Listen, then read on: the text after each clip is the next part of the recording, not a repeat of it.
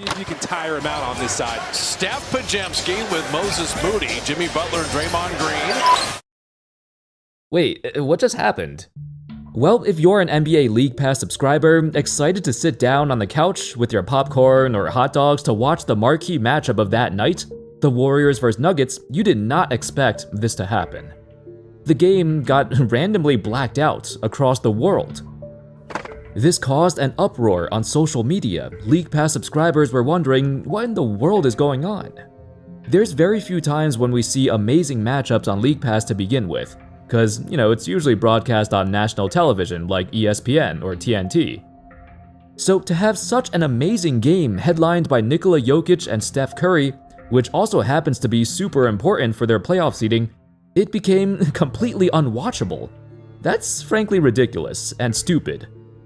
Not just that game, but the Lakers on that same night also got blacked out. And it was supposed to stream on YouTube TV. It was just a horrendous night for basketball fans, to say the least. However, this obviously wasn't the first time a blackout happened. And if you're a diehard NBA fan, this is a growing issue that's reared its ugly head in recent years, and the causes of it varies between team to team. I've heard folks point out that basketball is dying due to the lower viewership, but that's not actually the case. College basketball has actually increased in viewership by 8% in the 2024-25 season, with the Final Four clocking in at over 15 million viewers, the most viewers in nearly a decade. EuroLeague viewership has increased 27% since 2022. So the interest in basketball is obviously still growing. It's just the NBA whose viewership is decreasing, and things like this, among other things, are part of the reason why. In this video, let's take a look at the details behind the culprit, or culprits, behind the NBA's blackout problem. And how did it get to the point where the highest level of basketball is not seeing the growth it should be seeing? Speaking of the Denver Nuggets, this wasn't the first time they've been a victim of blackouts. Back in 2023, the Denver Nuggets finished the season with the best record in the Western Conference. Ultimately, they would make a very impressive run in the playoffs. Murray fires away a three. It's good. Jamal Murray. Culminating with their first ever championship in the history of their franchise. Except there was just one little problem. Most Nuggets fans could not even watch their team on television. You see, back in 2019 until February 2025, if you had Comcast as your TV provider, you couldn't watch the majority of Denver's playoff games.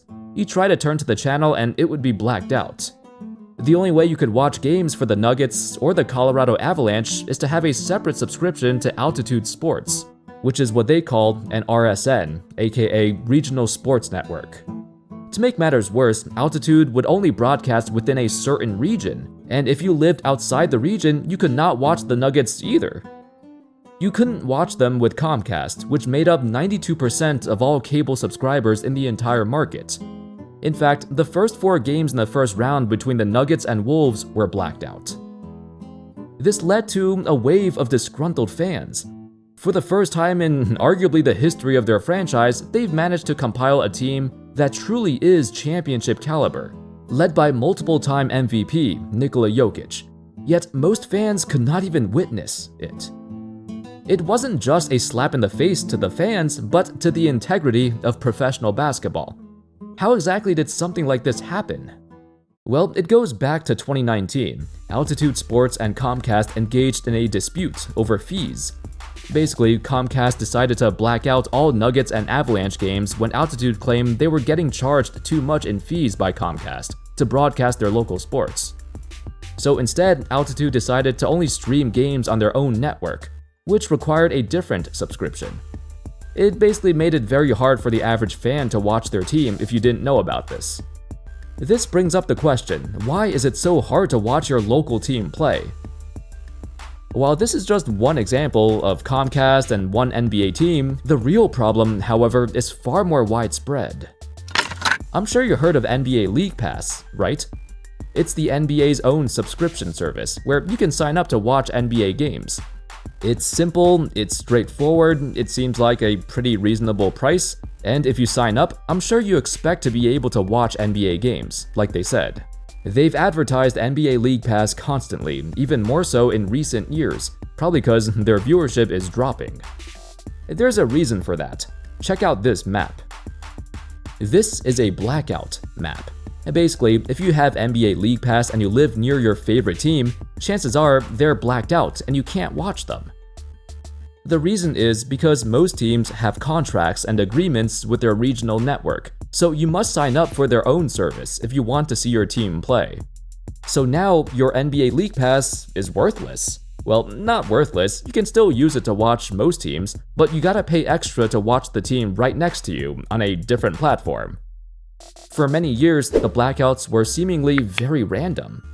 One year, you might see your team on League Pass. The next, they're blacked out because they signed a contract with a local network, so NBA League Pass can't broadcast them anymore.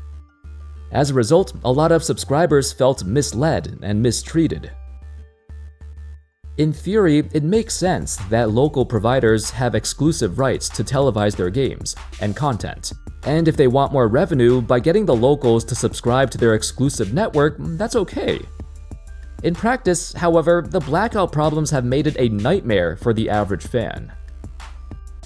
For example, even NBA.com's official statement on the matter claimed, quote, "You should be able to view games that are blacked out on NBA League Pass on a regional sports network in your area, NBA TV on your cable provider, or a national TV network, such as TNT, ESPN, ABC, Sportsnet, or TSN." Emphasis on the word should, because in some cases, you may live in an area where your team is blacked out on League Pass, but your regional network does not cover your area either. For example, I live in Texas, and I've been to some cities in northern or western Texas where you can't watch any of the 3 Texas teams because their regional network doesn't reach them. I'm sure that's the case with other parts of the country too, and it's gotten worse and worse, to the point where it's such a hassle that people prefer to not watch at all or stream illegally. In recent times, the biggest and most intriguing development has been the possibility of new expansion teams. Reportedly, the most likely locations would be Seattle and Las Vegas, but when it comes to expansion teams, there's plenty of hurdles in the way. For example, is there a market for NBA basketball in that city? Building a massive, new, modern arena that would attract fans from the whole area to attend. Location matters too. While Seattle has had a team before, and there's still a plethora of staunch basketball fans who are still disheartened over the loss of their Sonics all those years ago, Vegas, on the other hand, has never had a professional basketball team. And having one there could make the traffic way worse than it's been. Above all else, however, during an interview, Adam Silver was asked, "What's the biggest obstacle in the modern day when it comes to introducing a new team to the NBA?" To which Silver responded, quote, "I just add the last component, which also is giving me just a bit of pause, is that we'd like to have a better sense of where we're going with local media. It's well known that we've seen some significant declines there. RSNs, or regional sports networks, are slowly dying across the league, with teams preferring to broadcast their local games over the air, with the reason being, of course, to expand their audience. RSNs are known for being very restrictive of where they broadcast, and in some cases, it limits their potential audience. For example, the Utah Jazz no longer work with any RSNs. Instead, they started distributing their games over the air without any regional restrictions, and found out that so many folks in formerly blacked out zones started tuning in to watch. And this is for a Jazz team that isn't even that good. They also estimated to have increased their ad revenue by upwards of $15 million per year, one of a handful of small market teams in the league that have benefited from moving away from contracts with local networks, in favor of airing their game to a larger audience. They've been quite satisfied with the results. NBA League Pass is the worst among all major sports subscriptions. Aside from all the localized blackouts, the worst feeling you can have is paying nearly $200 a year for League Pass Premium and still don't know when a game is going to be blacked out, just because League Pass crashes on you. Imagine gathering the family for a night of pizza and watching your favorite team play, but at the last minute, you realize you can't watch them. In 2025, they've made an effort to address that, to give warnings in advance of games potentially being blacked out, because they're still at the whim of regional networks. But remember when I mentioned the Warriors vs Nuggets game that got randomly blacked out for literally no reason? Well, that game wasn't supposed to be blacked out. In fact, according to Commissioner Adam Silver, the amount of people watching League Pass was higher than it's ever been, and it crashed the servers. It's happened several times on a smaller scale throughout the course of the last few years. But when it happened during the Warriors-Nuggets game, it drew the wrath of every NBA fan, who waited all week for this primetime matchup. On top of that, the constant freezes, the lag spikes on their apps, something like this was bound to happen. The worst part is, there is no alternative. Well, actually, there is. There are several alternatives. The first is the fact that blackouts happen based on your location. You could connect to League Pass with a VPN to pretend you're in a different city, and because you're out of range of the regional network, you can then watch your local team play on League Pass.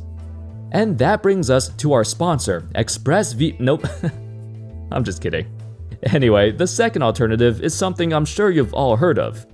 In a survey conducted by Oddspedia, a sports gambling website, they found out that roughly 35% of NBA fans stream the game illegally.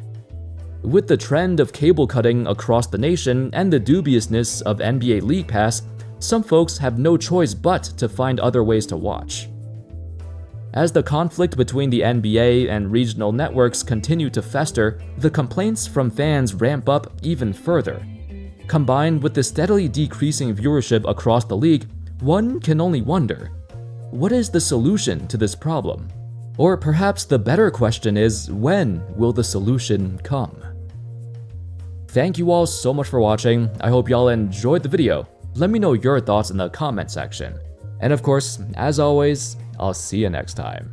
Peace.